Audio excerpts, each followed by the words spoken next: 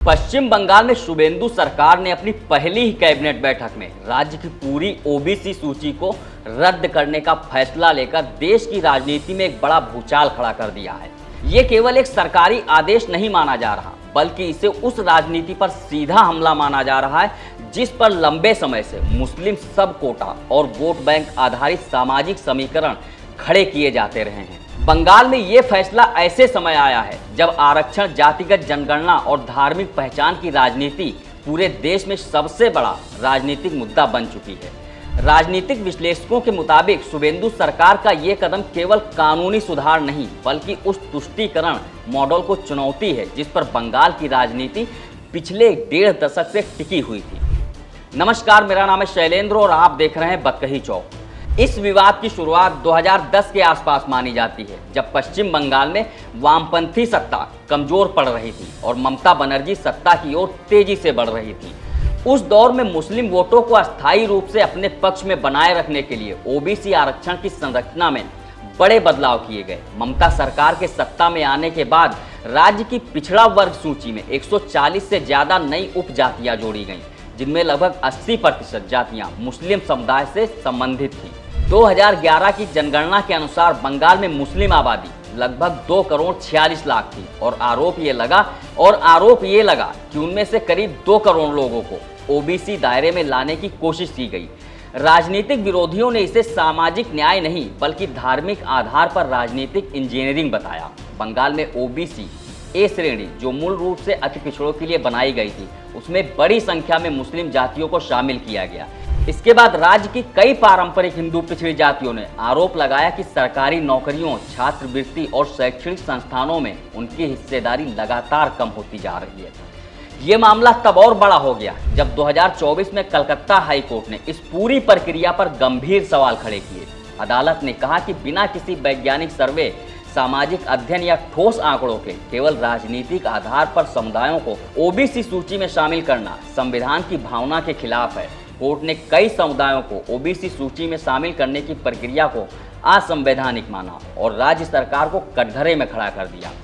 अब नई शुभेंदु सरकार ने सत्ता में आते ही उस फैसले को पूरी तरह लागू करने का संकेत दिया है। सरकार ने सुप्रीम कोर्ट में लंबित वो रिव्यू याचिका भी वापस ले ली जो ममता सरकार ने हाई कोर्ट के फैसले को चुनौती देने के लिए दायर की थी। इसके साथ ही नई ओबीसी सूची तैयार करने और एक नए निष्पक्ष आयोग के गठन का ऐलान किया है, जो कथित तौर पर धार्मिक आधार के बजाय सामाजिक और शैक्षणिक पिछड़ेपन के वैज्ञानिक अध्ययन के आधार पर फैसला करेगा।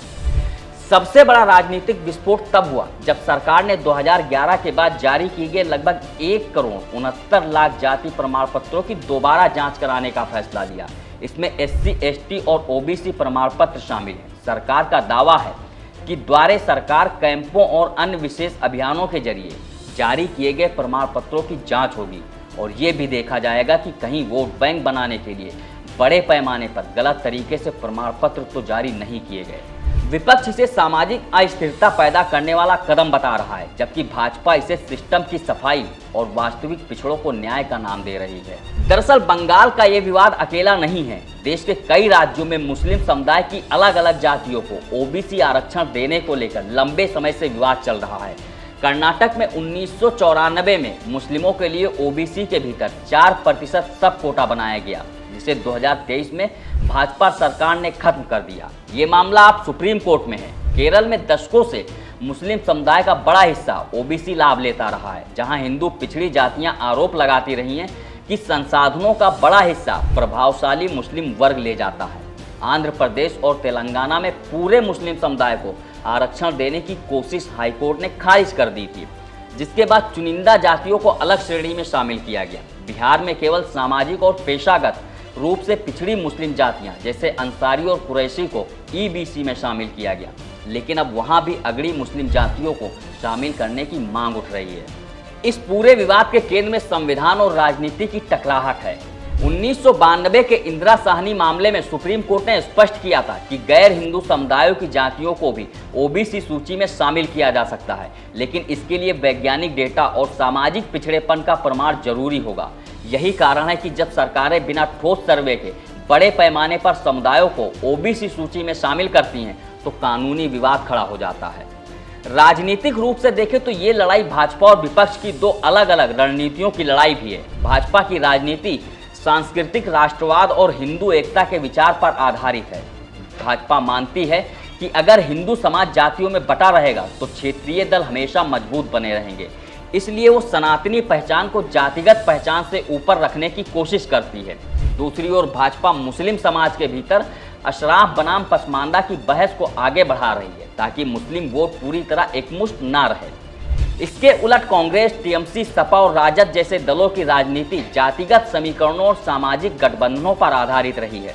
विपक्ष जातिगत जनगणना और जितनी आबादी उतना हक की राजनीति को आगे बढ़ाता रहा, लेकिन मुस्लिम समाज के भीतर मौजूद जातिगत विभाजन पर खुलकर चर्चा करने से बचता है। उनका प्रयास रहता है कि मुस्लिम वोट धार्मिक पहचान के आधार पर एकजुट बना रहे।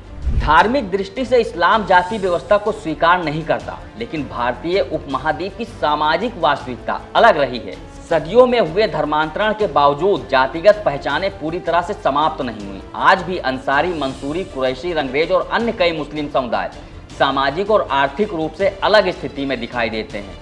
यही वजह है कि पिछड़े मुस्लिम समुदाय आरक्षण को अपने सामाजिक उत्थान का माध्यम मानते हैं। दिलचस्प बात यह है कि इस्लाम में जाति विरोध की बात करने वाले धार्मिक नेता भी ओबीसी आरक्षण का खुला विरोध नहीं करते, क्योंकि आर्थिक और सामाजिक पिछड़ापन मजहबी बहस से कहीं बड़ी वास्तविकता बन चुका है। पश्चिम बंगाल में शुरू हुआ यह संघर्ष अब केवल एक राज्य का मुद्दा नहीं रह गया है। ये आने वाले समय में देश की राजनीति, सामाजिक न्याय की अवधारणा और आरक्षण व्यवस्था के भविष्य को प्रभावित करने वाली सबसे बड़ी वैचारिक लड़ाइयों में बदल सकता है। अब असली सवाल यही है कि भारत में आरक्षण का आधार केवल सामाजिक पिछड़ापन होगा या फिर राजनीति अपने हिसाब से उसकी नई परिभाषाएं गढ़ती रहेगी। इस वीडियो में फिलहाल इतना ही। बाकी देश दुनिया की तमाम खबरों के लिए देखते रहिए बतकही चौक। नमस्कार।